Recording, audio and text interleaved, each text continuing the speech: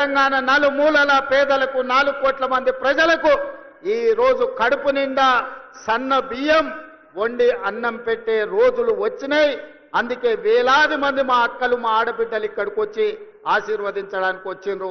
వాళ్ళందరినీ నేను మనస్ఫూర్తిగా అభినందిస్తున్నా.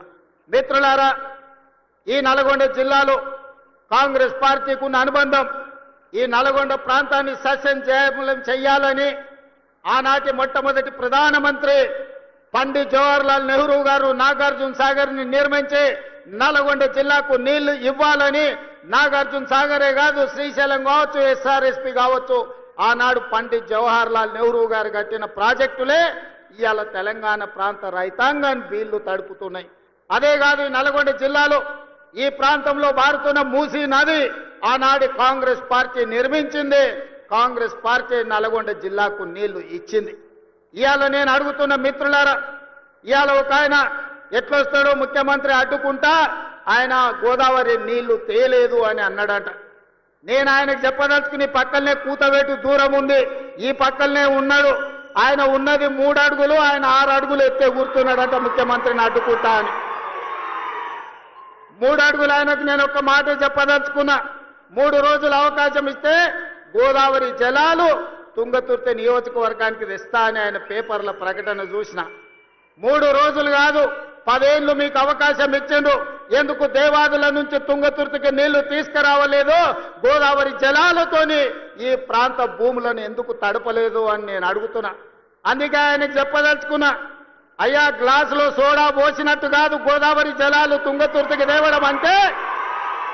నీకు తెలిసిన విద్య ఒక్కటే, దొరగారి ముందల చేతులు కట్టుకొని గ్లాసులో సోడా పోయడమే కానీ నీకు తెలిసిన విద్య అంతకంటే లేదు.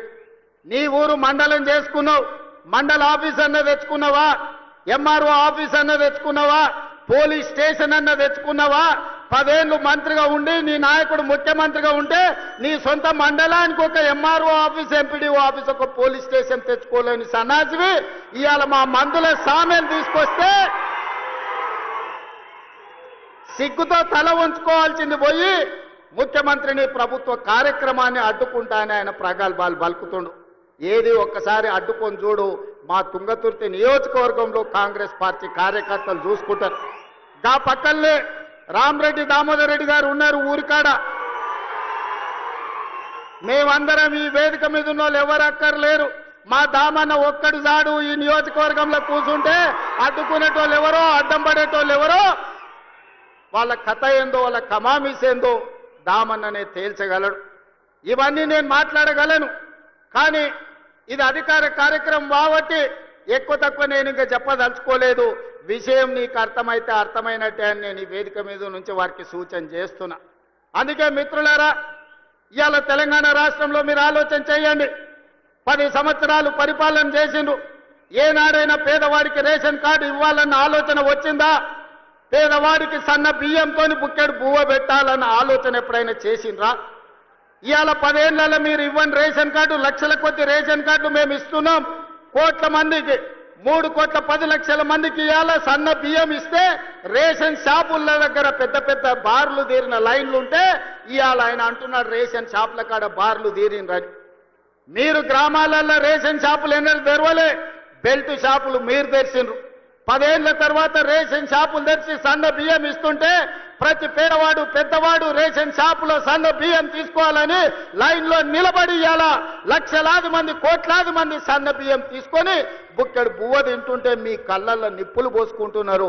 ఇది మీకు భావ్యమా అని నేను అడుగుతున్న వాళ్ళని. అందుకే ఇవాళ మిత్రులారా, రేషన్ కార్డులు ఇవ్వాలన్నా ఇందిరమ్మ రాజ్యంలోనే, సన్న బియ్యం పెట్టాలన్నా ఇందిరమ్మ రాజ్యంలోనే, మీరు పండించిన వడ్లకు కనీస మద్దతు ధర ఇవ్వడమే కాదు 500 రూపాయల బోనస్ ఇవ్వాలన్నా ఇందిరమ్మ రాజ్యంలోనే సాధ్యం. మీరు బ్యాంకుల్లో తెచ్చుకున్న అప్పులు 2 లక్షల రూపాయల రుణమాఫీ, 25,55,968 మందికి 21,000 కోట్ల రూపాయలు 15 ఆగస్టు నాడు మీకు రుణ విముక్తులను చేసి ఏ విధంగా దేశ స్వతంత్రం పేదలకు వచ్చిందో, రుణ విముక్తి నుంచి బ్యాంకుల నుంచి స్వతంత్రం ఇప్పించి పేదలకు 21,000 కోట్ల రూపాయల రైతు రుణమాఫీ చేసిన ప్రభుత్వం ఇందిరమ్మ రాజ్యం అని నేను ఈ సందర్భంగా చెప్తున్నా. ఇదే కాదు, రైతు భరోసా ఇస్తలేరు. రైతు భరోసా రేవంత్ రెడ్డి ఎగ్గొడతాడు. రైతుల